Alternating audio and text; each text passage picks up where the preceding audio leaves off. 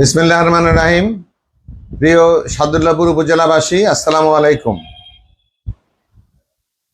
আমি অধ্যাপক ডক্টর মাইনুল হাসান সাদিক, সভাপতি গাইবান্ধা জেলা বিএনপি। আজ অত্যন্ত সংক্ষুব্ধ এবং ব্যথিত চিত্তে বলছি যে আমার দলের মধ্যে কিছু দুষ্কর্মকারী দ্বারা দলের ভাবমূর্তি মারাত্মকভাবে ক্ষুণ্ণ হচ্ছে এবং জনরোষ সৃষ্টি হচ্ছে। আজকে আমি প্রত্যক্ষ করেছি যে মানুষের জনরোষ কি জিনিস।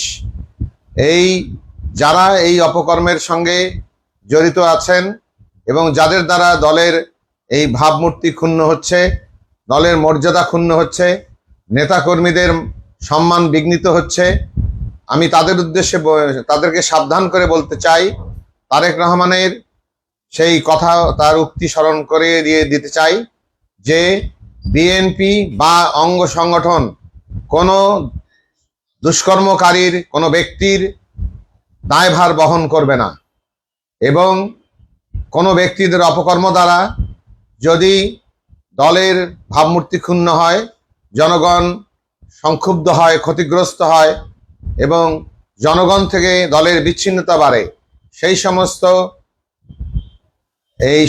সমস্ত অপকর্মকারীদের দল থেকে বহিষ্কারের নির্দেশ রয়েছে জনাব তারেক রহমানের। আজকে আমি অত্যন্ত দুঃখের সঙ্গে এবং ক্ষোভের সঙ্গে উল্লেখ করতে চাই, সাদুল্লাহপুর উপজেলা ছাত্রদলের সদস্য সচিব পারভেজ সরকারের অপকর্ম দ্বারা এলাকাবাসী মারাত্মকভাবে বিক্ষুব্ধ হয়েছে এবং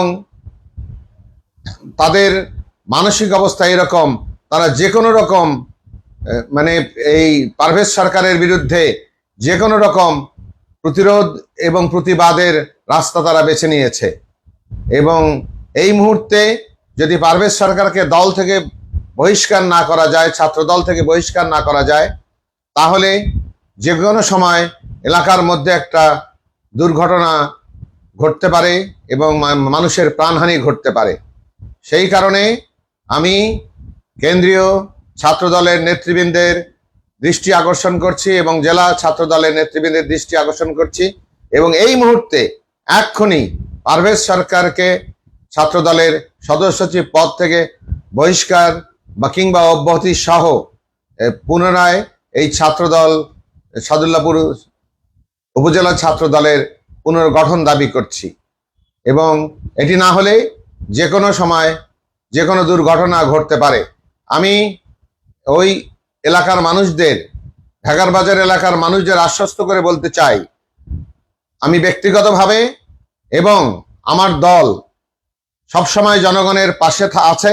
যে কোনো অন্যায়ের প্রতিবাদকারী দল হচ্ছে, অপকর্মের প্রতিবাদকারী দল হচ্ছে, জনগণের পক্ষে অবস্থানকারী দল হচ্ছে বাংলাদেশ জাতীয়তাবাদী দল।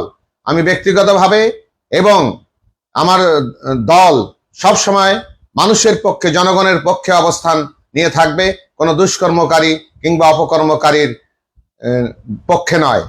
এ কারণে আপনারা ধৈর্য ধরুন, আপনাদেরকে আশ্বস্ত করছি। এবং আমি পুনর্বার ছাত্রদলের কেন্দ্রীয় নেতৃবৃন্দ এবং জেলা নেতৃবৃন্দের কাছে অবিলম্বে দুষ্কর্মের সঙ্গে জড়িত পারভেজ সরকার, যার বিরুদ্ধে প্রচন্ড জনরোষ তৈরি হয়েছে, তার অবিলম্বে বহিষ্কার দাবি করছি।